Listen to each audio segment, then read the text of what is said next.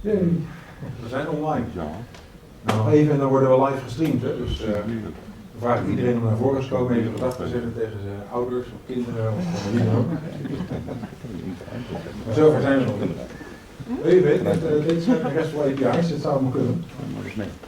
Dus we gaan de volgende sessie, deze zijn RESTful API's. We gaan even kijken naar, voornamelijk naar REST, JSON. In English, yeah.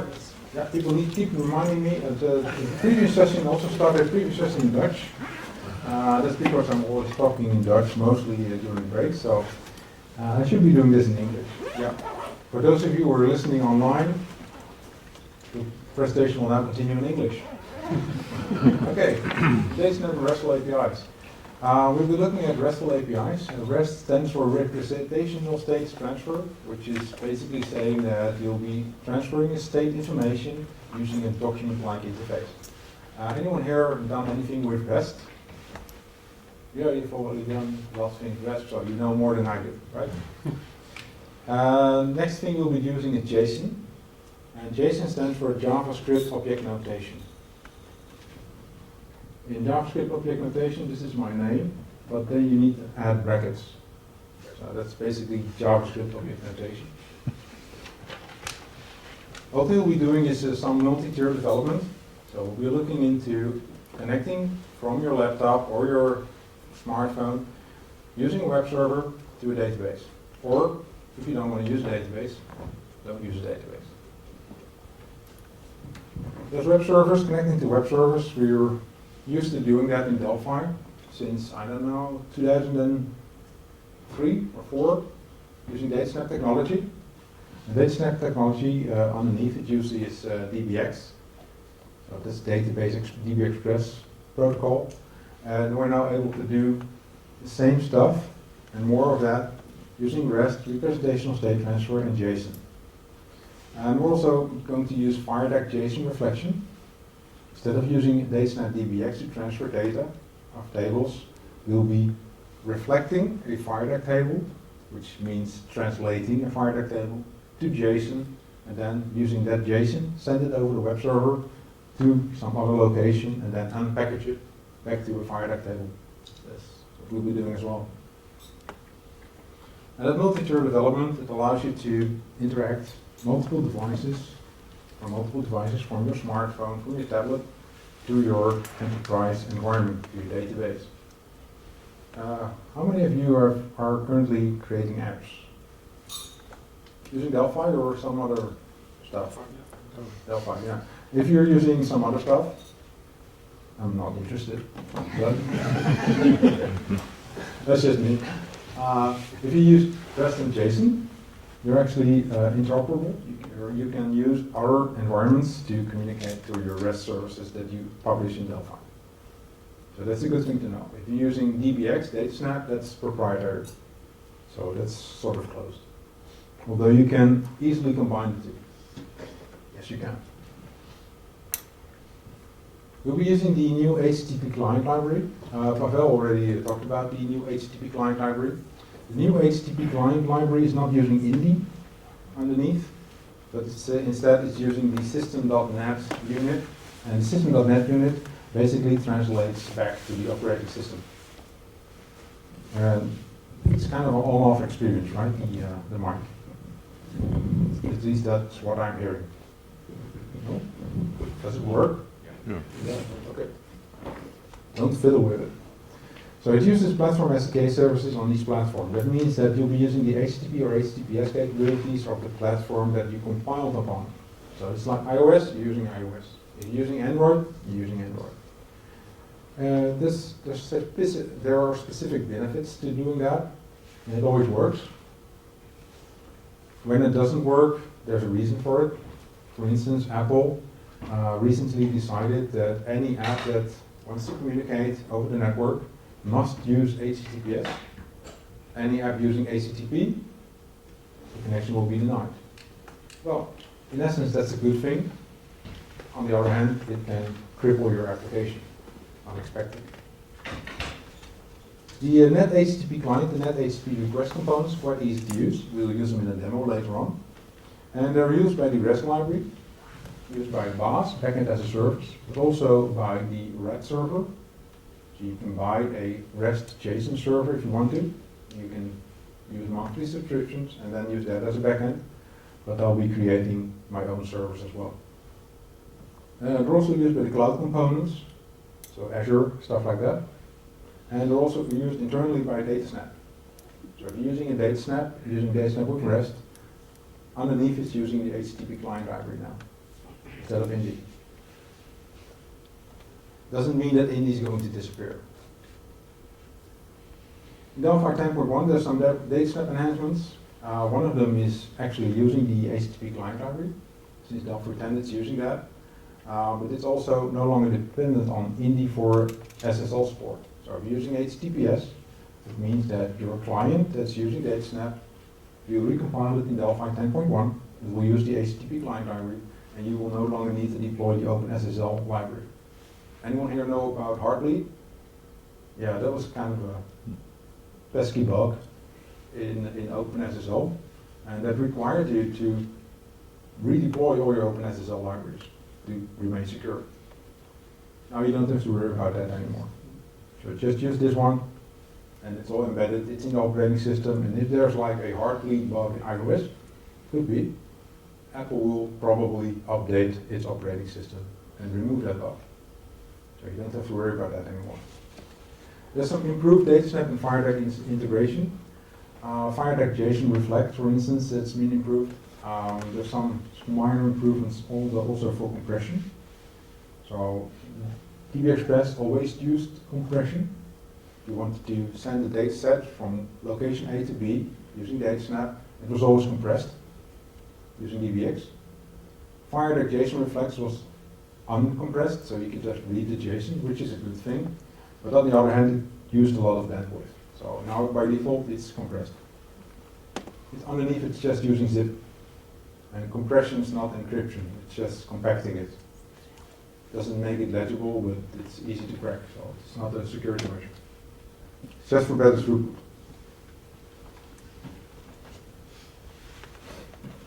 What I'm going to do here is I'll show you how easy it is to use these technologies. I'm going to create a basic HTTP server here, and it's going to use HTTP, not HTTPS this time. I'm using the REST architecture, representational state transfer commands, and it's going to use HTTP get, put, post, put, and delete. If you're browsing the web page, you're mostly using get. What you're sending is a HTTP get command with a URL, like HTTP get www.google.nl. That will get you the document on Google. But we'll also be using post and put and delete, which is a update, insert, and delete statement. And then we'll be using JSON structure to communicate data for a key value store on this side. All sounds very complicated or simple, depending on how experienced you are with REST. But it's not that hard. It's not that hard. I'll show you that in the demo. We'll be creating a WebRoper HTTP server and client, and we'll be using REST, JSON, HTTP get, put, post, and delete. And before I do that, I'm going to add some water to myself. You're not getting any. It's mine.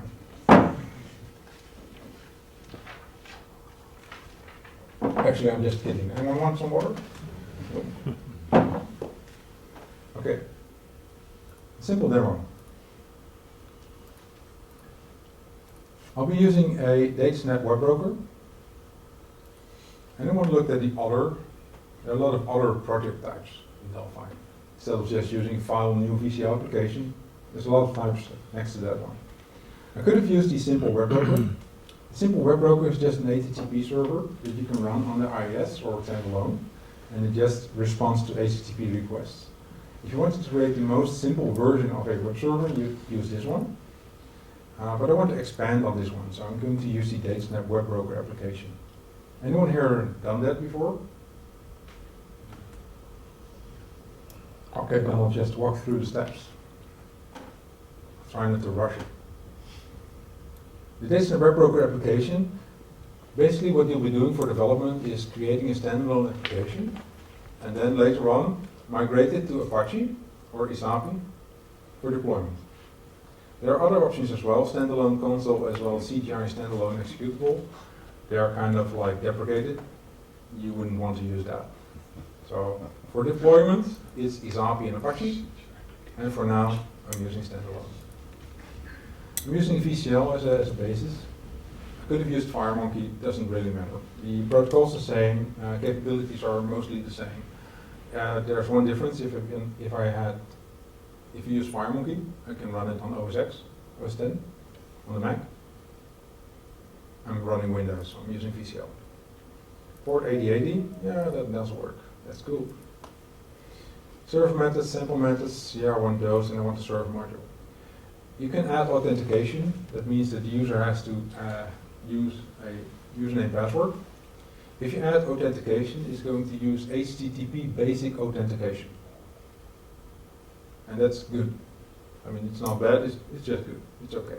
It doesn't use OAuth or anything like that. If you want to use OAuth, you'd have to build that yourself using the OAuth authentication components.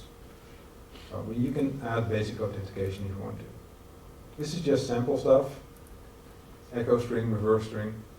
You can add some filters for encryption and compression. I'm not going to do that.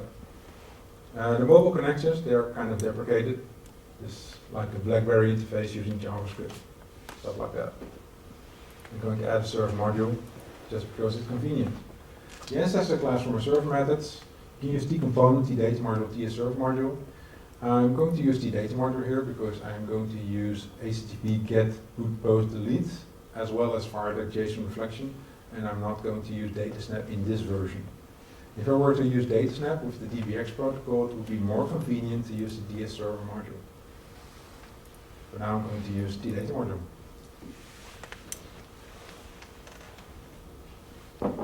Okay, let's save all this stuff into a demo directory. Now we're doing REST here. And this is a volume 1. Okay, let's save this here.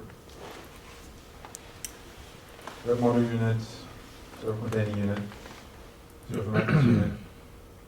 And I'm going to rename this one to the, I don't know, HTTP server get, put, post, delete, something like that. Okay.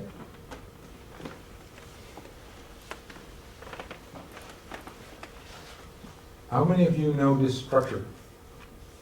How this works? You do? Yeah? Some of you do.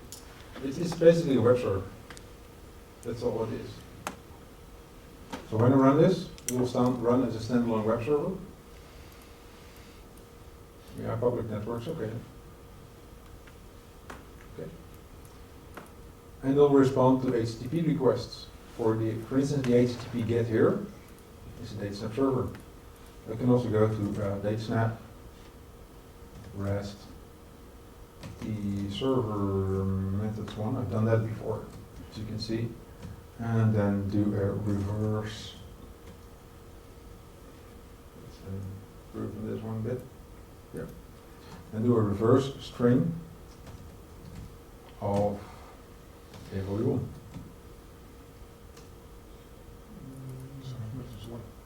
Did I make a typo here? Server methods 1. Ah, yeah, yeah, thank you. That's good, I have you here. And what this does is send an HTTP request to the web server that I just created to reverse the string AV1. And this is a REST method. This is RESTful. This is basically the URL. And this is calling a function. And this is the first parameter of that function. The parameter of the function that's implemented here in the server methods unit. It's this one. And I can just add to that. It will be published automatically because method info here is on and it's turned off here. Everything in between method info will be published as HTTP methods that are accessible using REST. Okay. I'm going to use a key value store. Anyone here know what a key value store is? Yeah, sort of. Yeah, some do. If you're using cloud storage, you're usually not using relational databases. You're usually using key value stores. A key value store is like an identifier and a value. And it can be like my car, Opel, or Mazda, or whatever your car is. And that key value store allows you to store non-relational data quite efficiently because you request them using an ID. You can store large bulks of data, and it's very flexible because instead of just having an identifier with a number, your identifier can also be a string or something like that. And the value, it can best be a string, but it can also be a string that's an encoded JSON object, which is a representation of an actual object, like a person object or employee object. So key value stores are very flexible. And it's also the basis of most cloud storage. So if you're using Azure, Azure is also kind of like a key value store. You've got a key and you can add a value which is either a blob or a string or some other value.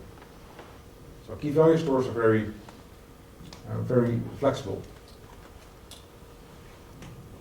And I'm going to implement a key value store inside this methods unit. So I'm going to use the system.generics.collections. And this system.generics.collection, there's a very nice t-dictionary object, and that t-dictionary object will be used as a key value store because a dictionary is actually a key value store. So this is a key value store. And if something goes wrong, please let me know. Or not, you can have a laugh. So it's fun as well. String, go. So the key value store is just a key here and a value. Because we'll be using JSON, JSON is just basically a string. Okay. In the initialization section, which you usually shouldn't use, so I'm showing you something that you should not do. Initialization, I'm going to initialize the key value store. Why shouldn't you use initialization? Well, it's used to initialize stuff upon first loading this unit into memory, and only once. But it's kind of unreliable. So, okay. But it works here. Instead of the more luxurious using class constructors and stuff like that, this is just one line. Otherwise, I'd have to bore you with 4 lines of code. So it's just faster. Okay. I've instantiated a dictionary, and I'm going to use this dictionary from the outside. So let's just try to return this list of key values that's inside this dictionary in JSON format. Oh, that's hard. Yeah, it is. No, it isn't. So I'm going to just return this list as a JSON array. JSON array, not a JSON's array. JSON array. And that the JSON array is in system.json.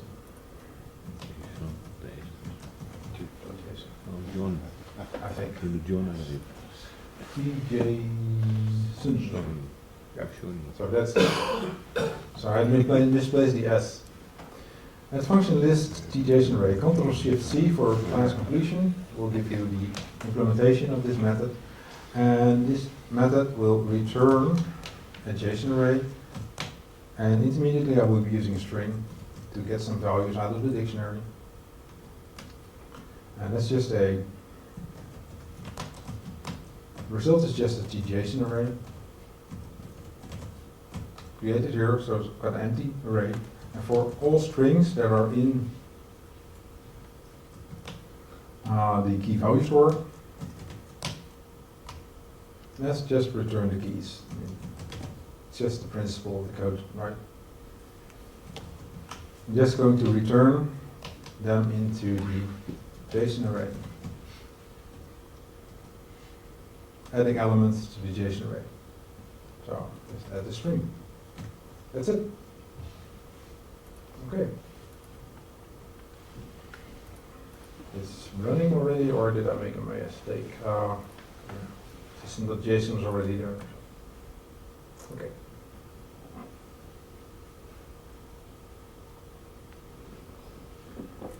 Start the server, open the browser,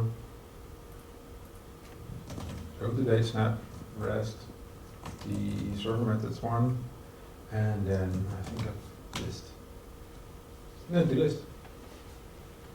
So I'm just getting the empty list of JSON values in the JSON array.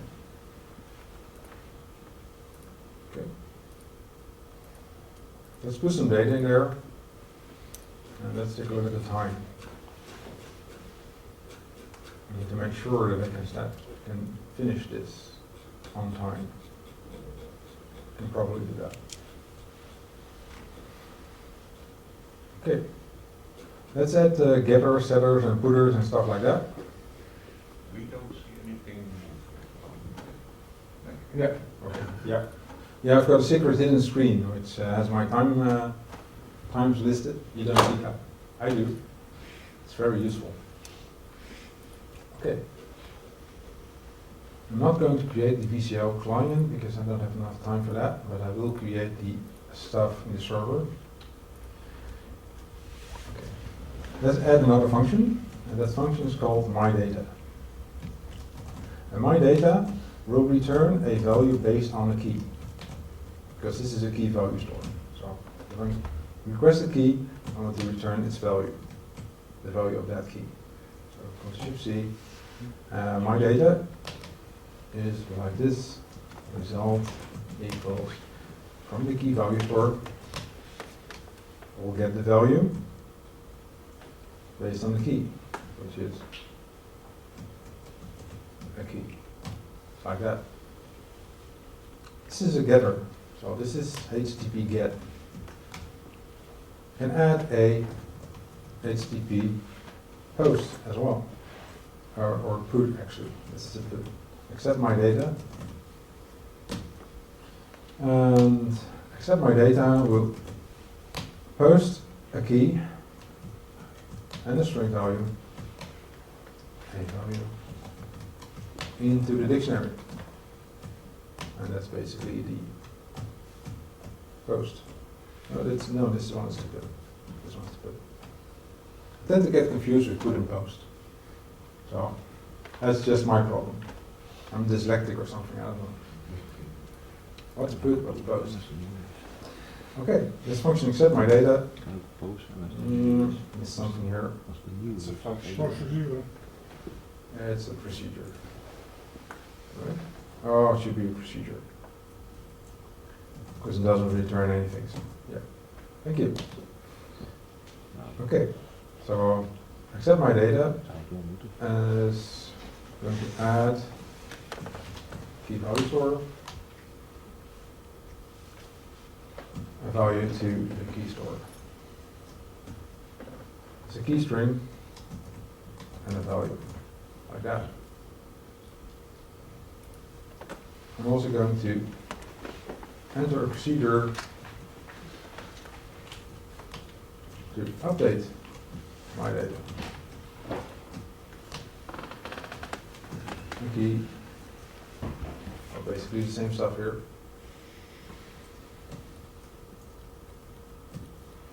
And that's the post.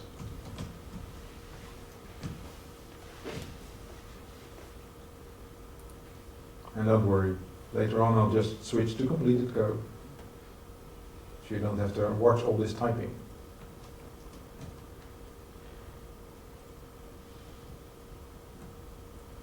And this one's not an add, but it's a setting of an existing value. So I've got like a key,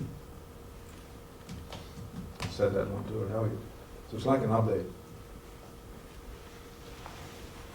Last one's a delete.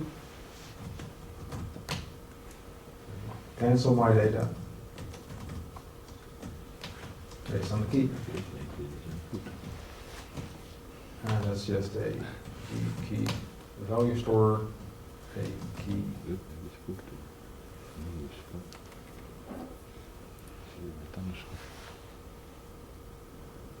Remove that one. Okay, so I'm going to remove a key.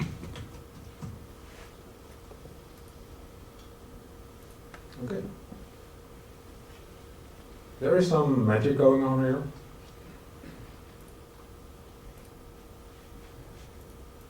You can now request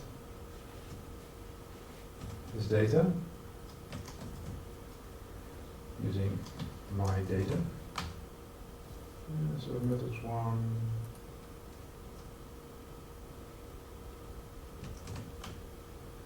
Doesn't work. You give a key. Method 1. I think I made a mistake somewhere. Not sure what mistake I made.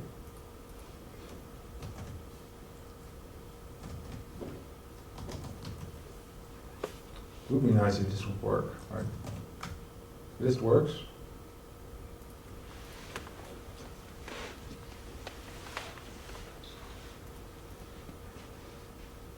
Let's get my data. Oh, I forgot to add a key. I think.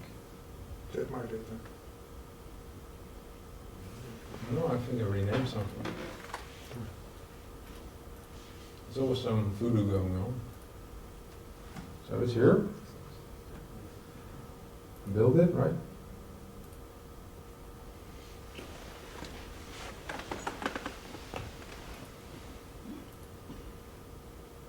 If it doesn't work, I'll just go to the completed version. I probably made a typo somewhere, and I'm not seeing it.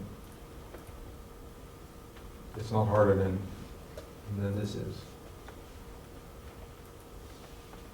Accept my data. Put in data before you can get it. Accept my data. Oh, that was good. Not my data, but accept my data was the function.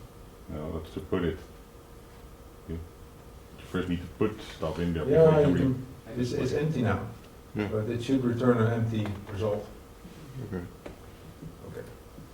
I'll just go to the completed version, which is basically the same. I'm cheating a little.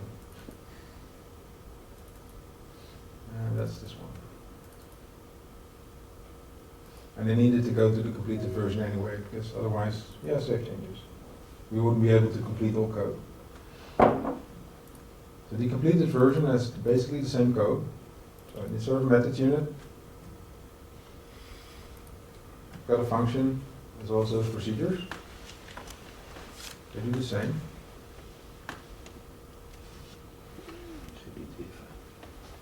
Let's run this. Just curious whether or not this works. My data doesn't work. Should it work? I'm not sure actually. Because I'm doing something that I didn't do when preparing this demo. It's an empty document, It's an empty document, but so that it should depends on the probably browser. just have an empty document. Depends on the browser. Yeah. So it could be the default behavior Your of Internet Explorer. Yeah. Yeah. They've been testing this using Firefox, so perhaps that's the difference. But it doesn't really matter because I'm using this with a REST client. The REST client itself here, this one, is using the net HTTP client and net HTTP request. And HTTP get, put, post, and delete. And I wanted to show you how this works. So I'll just show you the basics. I'll just create a simple client, a net HTTP client, a net HTTP request. The request will be using the client, like that. Add a button.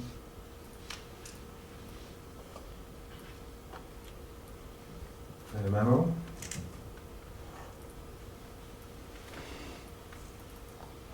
And in this button, I will be using the net HTTP request to just get some data out of the server. Or put some data in there. So net HTTP request, client, that's request. You need to specify the method string. HTTP has 4 method strings. One's get, the other's put and post, and the other one's delete. So let's try get, which is a select. And you have to put in the URL.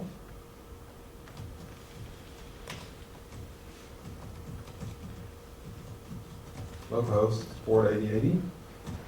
And default URL for a DataSnap REST service, DataSnap/REST, and then T-server methods. 1. You can actually rename the server methods if you want to. do some to your own name. No, that's okay. In this case, it's still named server methods 1. And then use my data. There's a key to get a value. After that, I will execute it. Execute this request. And at some point, it will return its values. And the values will be returned in onRequest completed event. And in the onRequest completed event, I'll just put the data in the memo. One.lines.add a response dot and convert it to text. Need to convert this to text. Content as string. Oh yeah. There it is. Okay. Yeah, save this to eval1.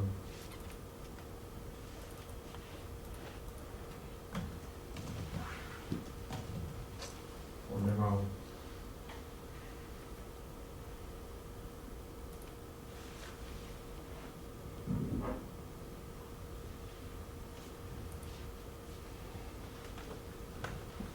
Which is what I expected to get from the Internet Explorer. But I didn't get that, so not sure why. Perhaps it's just Explorer functionality. That's possible.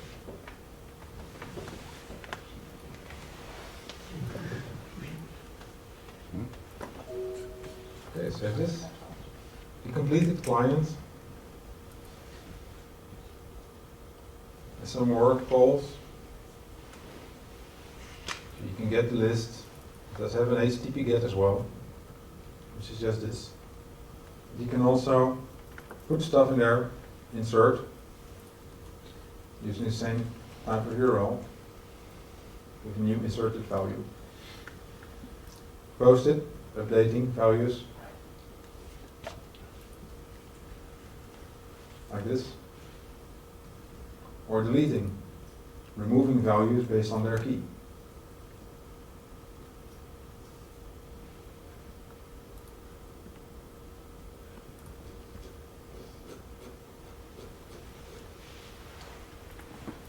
This is now empty, so we do a get, items not found. But if we insert a value, then I've got an inserted value in the list. This is JSON format. So this is a JSON format. And JSON format is basically just serializing data into a string. So putting all the values that are in some data object, like an array, and put them in one long string, and returning that as a value.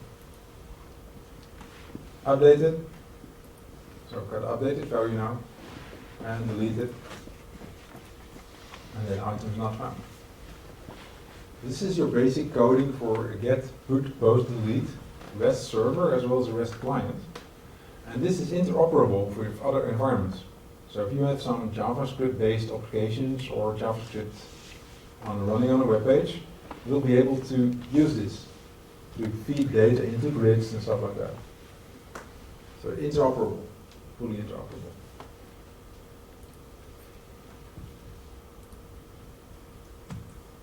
That's that part. Okay, any question about this stuff? Yeah? You use the net components. I'm already using the REST components for the clients. Yeah. Are there big difference in how they access the security, the SSL? Not anymore. No. Okay. No, not anymore. The REST control connection is also using Net HTTP underneath.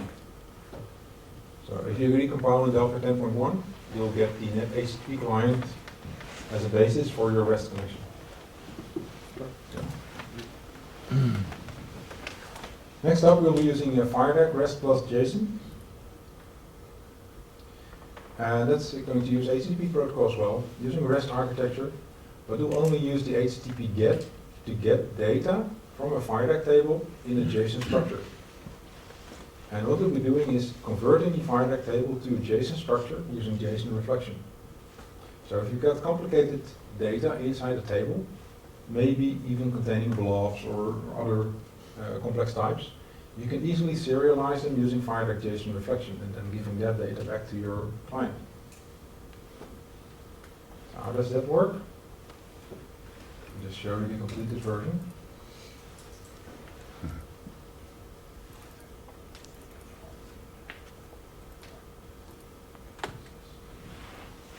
It's the same application. But now in the server methods unit, I've added an employee connection, which is a connection to a database, an FD table, which is just a connection to the country table,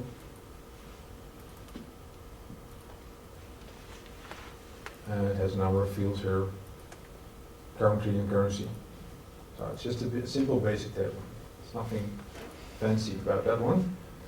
I've used the FD stand storage link and a bin link, so FireDeck knows how to translate it to JSON and binary. And I've added a function, getCountry. And in that function, getCountry, I make sure that the table is inactive.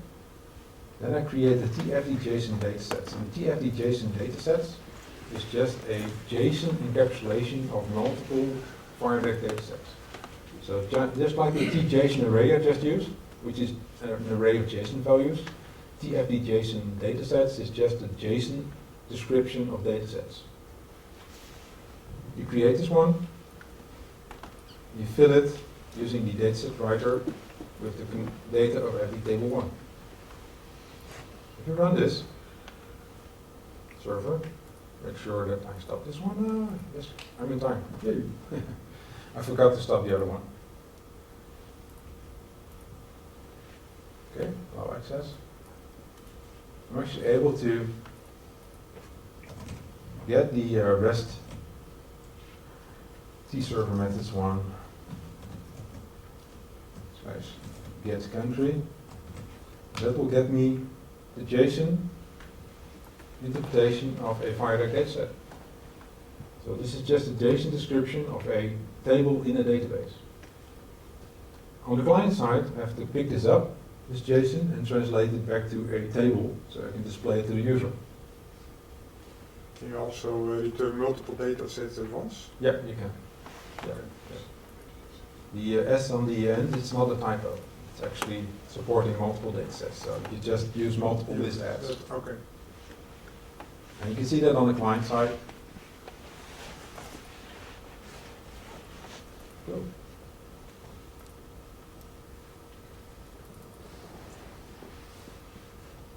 Okay. Getting some problems here because I'm low on power.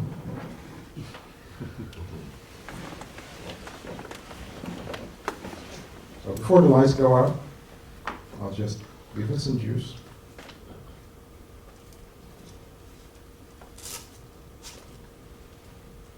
It's kind of the default for HP laptops. If the battery goes below 20%, it will just slow it down to an unusual pace, forcing you to connect the power supply. So I just have to do that.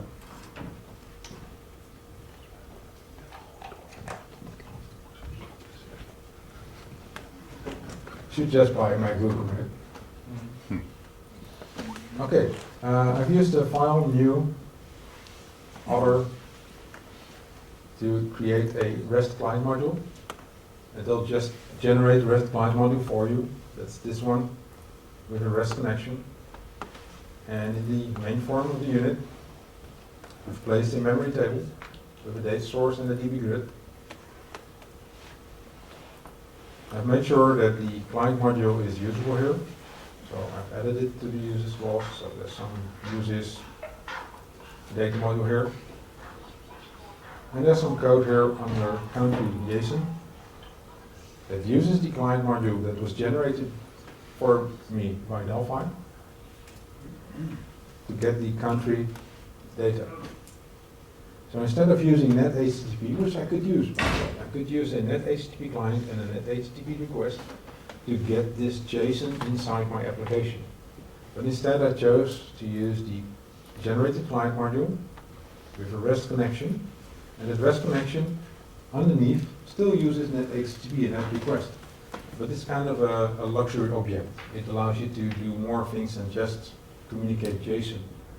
One of the downsides of using direct JSON is that some servers, specifically IIS, but also Indy, they limit the data size into chunks. So if you go beyond a specific data chunk size, you have to chop it up. You have to chop your data up in multiple requests, multiple GET requests. It's not automatic. The REST connection does that for me. So if you're returning larger tables, the REST connection is quite easy to use, while the NetHTTP client request method, which is underneath this one, would be a little bit harder to use, because you have to use some chopping up the data and returning it in chunks and stuff like that. So it's a bit harder.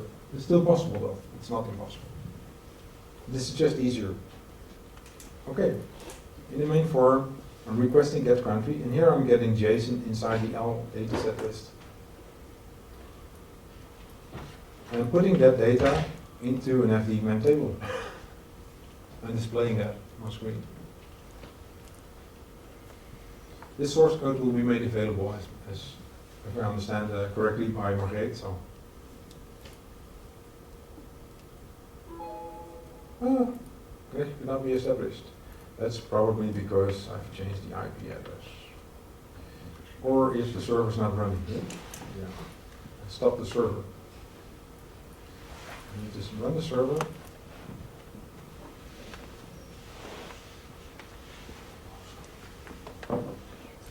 Start it here. Start the client.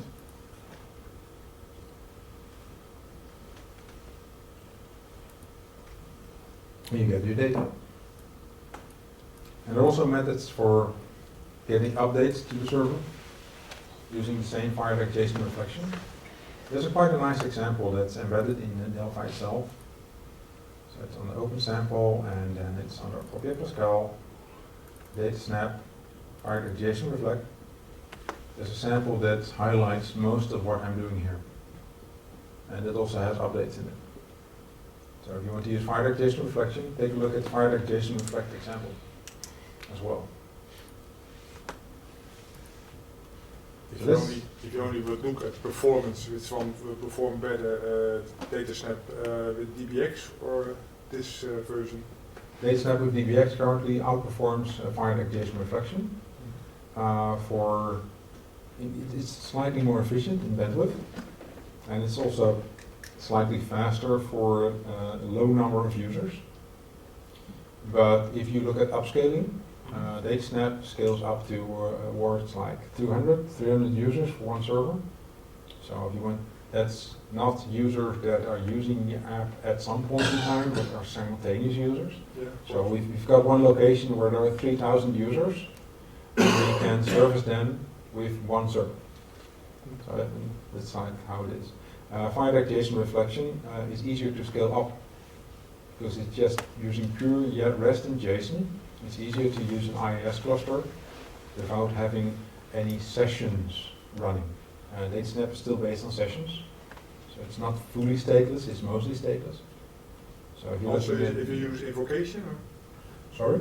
Also, if you use invocation instead of session? Yeah, it's still using sessions internally, but the session is short-lived, but it's still created.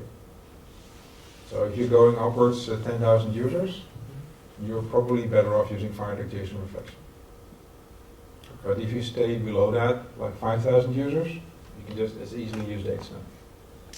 It will just work. And you can upscale DataSnap to even more users. I mean, you can. But it's just less easy to do that. You have to use brokering and things like that. You can do that. That's just my opinion. On the topic of DataSnap, in the same structure you can also use DataSnap, and you can combine the two if you want to. So you can use the basic REST stuff with the get, put, post, delete, and a key value store, combine it with Firebase.json reflection, which I just did, and then add on top of that using DataSnap and DBX. You can just do all three if you want to in one server. And you'll be using the HTTP protocol again, using the REST architecture, representational state transfer. It basically uses HTTP GET, but it returns the data not in the JSON structure, but in the DBX structure. And the DBX structure is communicated using REST. So it's like sort of near JSON, but it's not JSON. How does that look? Have a project here. Let's do DataSnap Web Broker.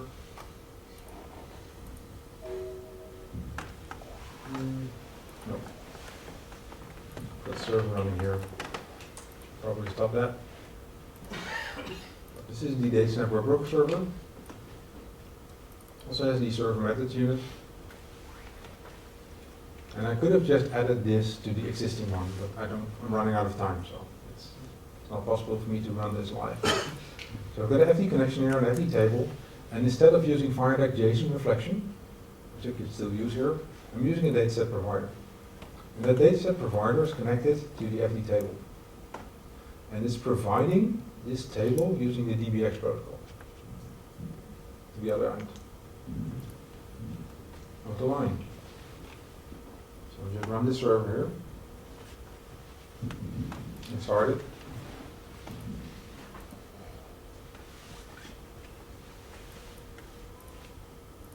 I'm using the web broker client. Okay. Yeah, it's still connected to the old database. Okay, so I need to stop this one here and modify the connection.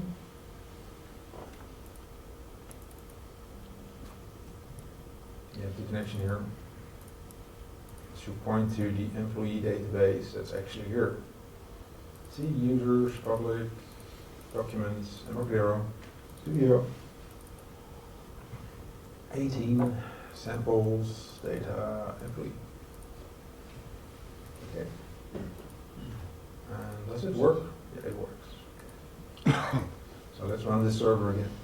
I had the wrong server, probably didn't save. Okay. In the web broker client,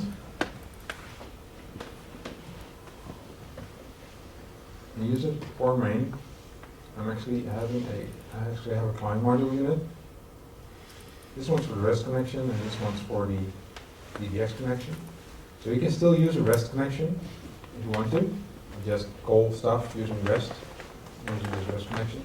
You can also add a client module using SQL connection, which means you'll be using DBX. The SQL connection is configured to use DataSnap as a driver. It uses a DS provider connection. You connect to the provider that's on the server, and that data is sent to the client dataset. And this client dataset is connected to the form here, and that's this one, and added into the grid using a bind source. It's using live bindings instead of using a DB stuff.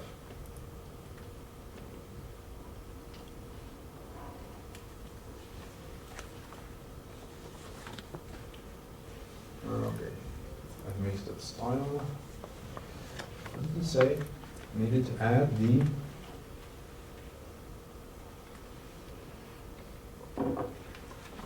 T-style presentation proxy is not there. fmx.grid.style.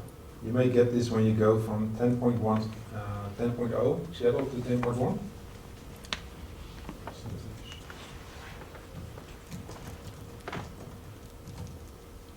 The style has been embedded in a separate unit.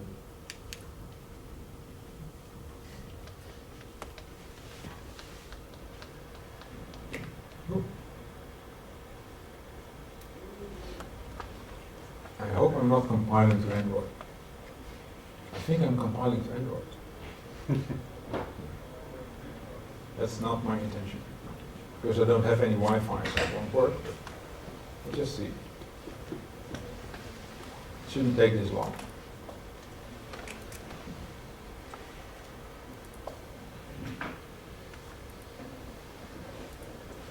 No, I'm not compiling to Android.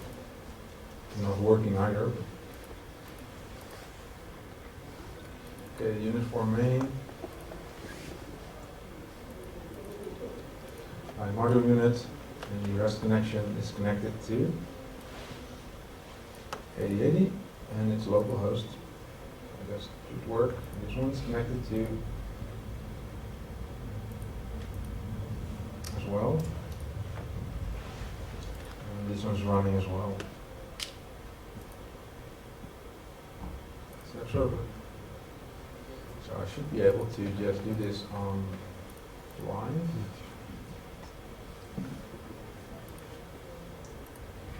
And get the data. Yep, there it is. So that's all I forgot. I forgot to enable the client data set. It got disabled because the other thing wasn't running yet. And then you'll be able to just browse through your data. And to find that JSON reflection, you have to handle the update and insert yourself. You don't have to do that with DataSnap. There.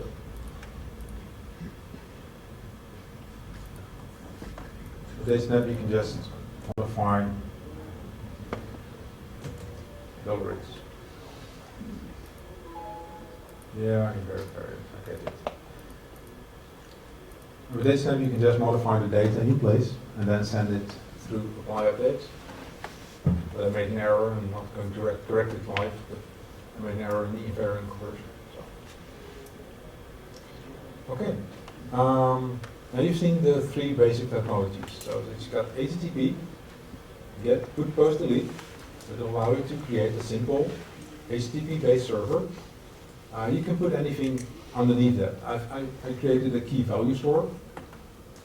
Why did I choose key value store? Because it's easy to migrate it to a cloud-based solution, so you can easily migrate it to Azure, stuff like that, or just use your own server. The basic HTTP get, put, post, delete is also cross-platform, but it's also cross-development environment. So any other environment can use that.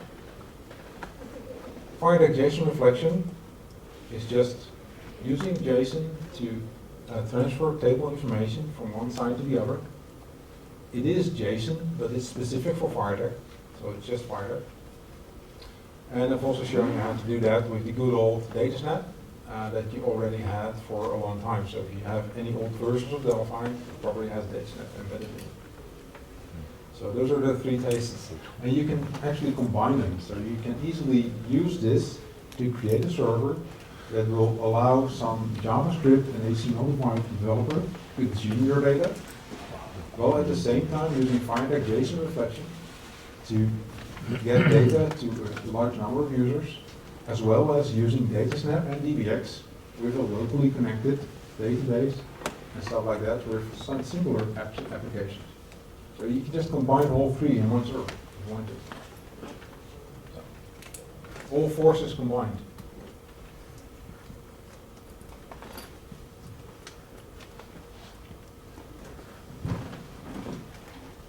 And you can easily switch to cloud storage. If you're using cloud storage, keep in mind that Azure is American, so it falls under the Patriot Act, and you cannot really store all data in there. Microsoft is currently busy getting the European data centers that are part of Microsoft to become independent, so they don't have to adhere to the Patriot Act, which means that the American agencies can actually request data from Azure, which you mostly don't want. But even if you do not mind them looking at your data, sometimes it's not allowed. Some of our clients are financial institutions, and it's actually illegal in the Netherlands to export financial data, like the AEX, the Amsterdam Exchange, outside of the borders, using these cloud solutions right away. It's illegal, so you can get arrested for that. Okay, we usually use private servers, virtual private servers. If you're using this, use HTTP for testing only, and as soon as you deploy, use HTTPS. So everything over the line is encrypted. It's not that hard as it used to be. You just add HTTPS capabilities to your client and install the HTTPS certificate in Apache or IIS. And that's it. So basically it just works. Another thing you may want to do, if you're using REST services or JSON services or DataSnap or Firebase JSON Reflex or all of the above, you need the ability to work offline.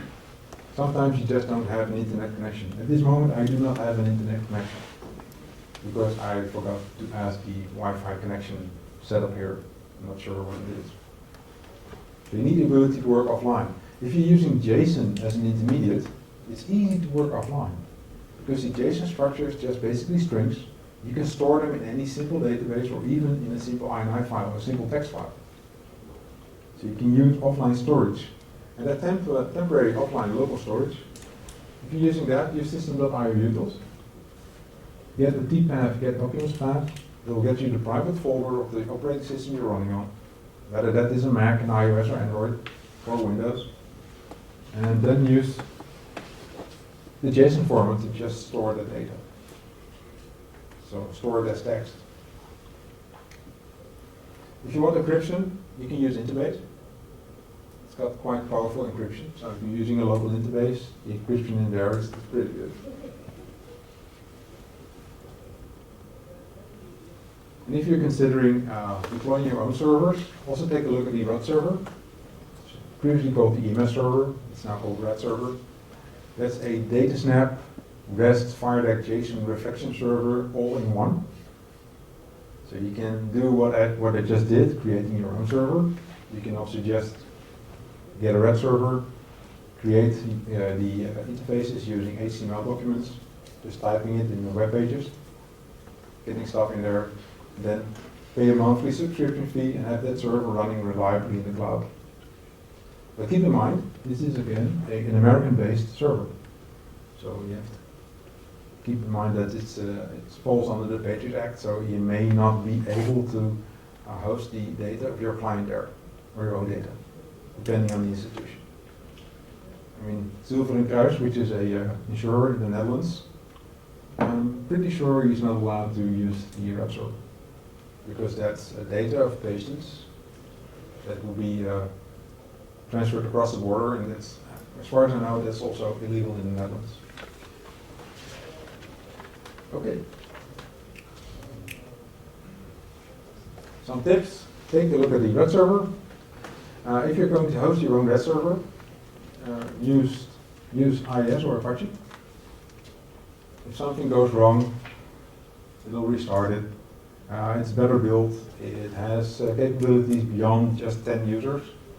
So you can just use 3,000 users if you want to. We're actually using DataSnap, DBX and REST JSON on one location with 3,000 users in this same setup. There are some limitations, like DB has a limitation to 16 kilobyte chunks. You may run into that if you use HTTP GET PUT POST DELETE with the basic request. But if you're using REST connection or SQL connection, it will be handled for you. So you'll have no issues there. And there's a very nice limitation in IIS, by the way. It's the URL segment max length. For some reason, IIS is still using a maximum length of 260 characters inside an HTTP string.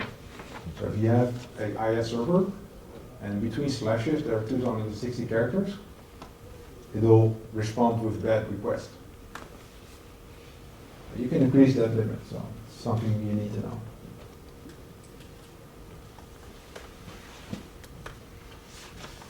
And then I'm finished with my part of the presentation. Are there any questions? Where's the coffee? It's there. Okay, you're all flabbergasted. I'm not sure what he showed, but yeah, it looked nice. Okay, thanks for listening, guys.